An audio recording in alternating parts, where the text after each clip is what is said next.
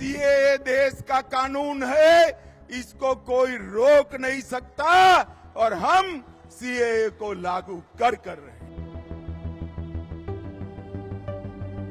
CAA का कानून religion की बुनियाद पर बनाया गया, जो आर्टिकल 14 का ग्रेव वायलेशन है। आपके मुंह से कभी औरंगजेब का नाम नहीं आता। जितने मंदिरों को तोड़ फोड़ करे तब आपको नहीं लगता अरे मेरे हिंदू भाइयों का तोड़े, मेरे हिंदू भाइयों का मंदिर बदल दिए। कैसी प्रोटेस्ट? ऐसी प्रोटेस्ट उन मुसलमानों के लिए जिनका देश में वो माइनॉरिटी नहीं है।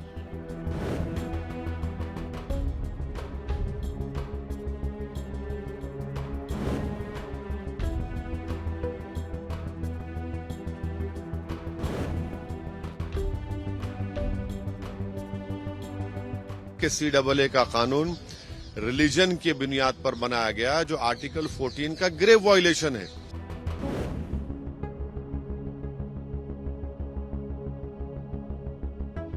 जितने मंदिरों को तोड़ फोड़ करे तब आपको नहीं लगता अरे मेरे हिंदू भाइयों का तोड़े, मेरे हिंदू भाइयों का मंदिर बदल दिए।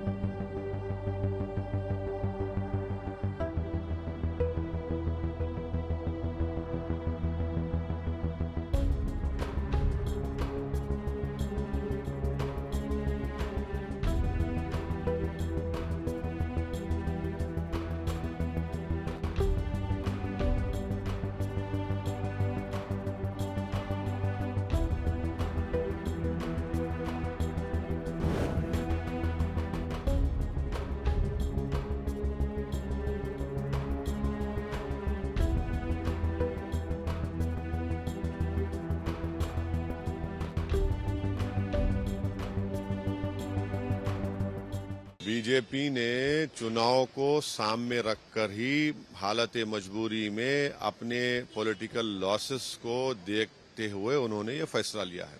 अरे भैया, ये सरकार अगर मुजाहिदीन आजादी को मानती है तो उनका पैगाम, उनका स्पिरिट क्या था कि देश में कंसेंसस और कंसेंट पैदा करे कानून बनाएंगे।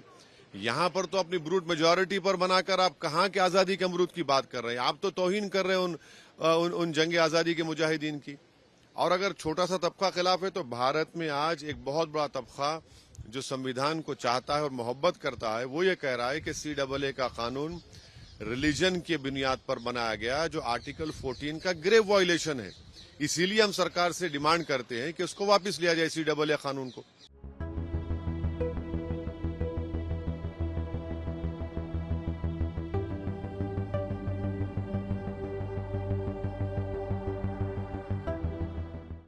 जो है बोलने लग गए हैं तो आप औरंगजेब का नाम ले लीजिए ना। उन्हों कौन सा कोई अच्छा करे? तो आपके मुंह से कभी औरंगजेब का नाम नहीं आता। उन्होंने इतने सारे कत्ल करे हैं, हिंदुओं का नहीं आता। आप उन पर तरस नहीं आता। तो उन्होंने जितने मंदिरों को तोड़ फोड़ करे तब आपको नहीं लगता अरे मेरे हिंदू भाइयों का तोड़े, मेरे हिंदू भाइयों का मंदिर बदल दिए। तो इसके बारे में आपका आवाज तो नहीं निकलता। तो निकलेगा किसका? आप कहाँ से निकलेगा आवाज? आपको सिर्फ वो सारे हरकत करके दिखाने के लिए जिससे आपका वोट बैंक बढ़ जाएगा, जिससे आप अपने खुद के मुसलमान जानते हैं भैया कि आज उनके लिए 40 सालों में कुछ नहीं बदला। 4000 के तनख्वाह लेते हैं मस्जिदों में। बताइए तो सही, आप क्या मिलता है 4000 से?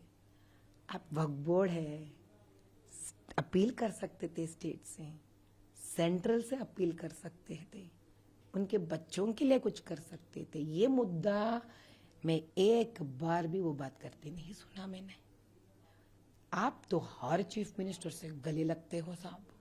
इतनी दोस्ती देखने वाले परेशान हो जाते हो, अरे यार ये तो लंगोटिया यार होगा शायद। इतना जब प्यार और दोस्तानी है तो आपको सबसे पहला क्या करना चाहिए? जो है यहाँ पे मुसलमान, उनका कदर करो आप पहले, उनकी गरीबी के बारे में सोचो आप। भाई मैं और एक बात बताती हूँ आपको, ये इतने सारे बातें करते हैं ना, जीएचएमसी में जो बजट निकलता है ना, सबसे ज्यादा फंड किसको होता है? साउथ जोन को होता है, सबसे ज्यादा हर बार। अब ये ऊपर वाला जाने कि इतने फंड जब सबसे ज्यादा साउथ जोन यानी कि हैदराबाद ओल्ड सिटी को जाता है कॉन्स्टिट्यूएंसी को, फिर भी यहाँ पर ना कोई नाला साफ ठीक होता है, लाइट्स तो अभी भगवान जाने वहां पे ना पोल होता है ना लाइट जलता है। तो किसके जेब भरने के लिए ये सारे बजट जा रहे हैं? इनके बारे में बात करने वाला कोई नहीं है, इसलिए आप बार बार जो उन नाम पूरे निकालते आप फिरो। जो पैसे आप उठा रहे हो गवर्नमेंट से, जो पैसे आप उठा रहे हो वक्फ बोर्ड से, पहले बताओ उसका हिसाब आपने किस अपने मुसलमान भाइयों को पसमंदों के लिए खर्च करे आप। फिर बाद में बात करना उन मुसलमानों के लिए जो खुद के देश से धक्का मारकर निकाले गए हैं। अपनों के लिए रोना सीखिए साहब। हम हैं यार अपनों के लिए तकलीफ, हमको तकलीफ होता है जब अपने मुसलमान यहाँ तकलीफ में होते हैं। आप इनके लिए मत रोइए, आप धक्के मारे से लोगों के लिए रोइए आप। क्या पाकिस्तान में मुसलमान माइनॉरिटी है? बांग्लादेश में माइनॉरिटी है? बताइए आप, नहीं है ना? तो जिस देश ही उनका है, आप क्यों भाई इतना रो रहे हैं उन लोगों के लिए? पहले खुद के देश के माइनॉरिटी के बारे में रोइए ना, उनका मुद्दा उठाइए ना। जो मेजॉरिटी है, जो मुसलमान देश है, ये कई जाती है सावेरे सब। पाकिस्तान में मुसलमान जिनको धक्का मारे आप उनको माइनॉरिटी बना रहे। अगर आप प्रोटेस्ट करते थे मोदी भाई से पहले, वो जो इंस्टेंट ट्रिपल तलाक है ना, जो शरिया में भी नहीं है, अगर आप उसके लिए करते थे प्रोटेस्ट कि मोदी भाई मैं प्रोटेस्ट कर रहा हूं अपने लड़कियों के लिए, जो इंस्टेंट ट्रिपल तलाक जो शरिया में भी नहीं है हमारे लिए, जाती हो रहा हमारे लड़कियों के लिए, अब तब प्रोटेस्ट करना था। अब तब प्रोटेस्ट करना था कि भाई आपके हिंदू के औरत और लड़कियों के तो हक मिलता है मैके में बराबर लड़कों को दिए जैसा, हमारे में नहीं है, अब हमारे लिए क्यों नहीं देते? अगर उसके लिए प्रोटेस्ट करते थे ना, बड़ा ही मजा आता था मेरे लिए।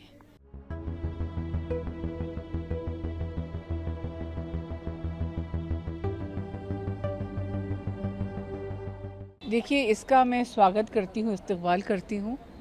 और ये नागरिकता देने का कानून है, लेने का नहीं। जो हमारे पड़ोस के देश हैं जैसे पाकिस्तान, बांग्लादेश वगैरह, वहाँ जो गैर मुसलमान अल्पसंख्यक हैं उनकी क्या दशा है? तो उनको अगर सरकार इज़्ज़त और वक़ार की ज़िंदगी देना चाहती है तो इसमें क्या बुराई है? बल्कि मैं तो प्रधानमंत्री जी का शुक्रिया अदा करना चाहती हूँ इस फैसले पर। कहीं किसी तरीके का एक डर भी जो फैलाने की कोशिश हो रही है एक समुदाय को लेकर, उनको क्या मैसेज देंगे आप? देखिए, मुसलमान समुदाय को या फिर मुसलमानों को इससे कोई ख़तरा या किसी तरह की कोई परेशानी नहीं होने वाली है। तो बेकार में पैनिक करके कोई फ़ायदा नहीं है।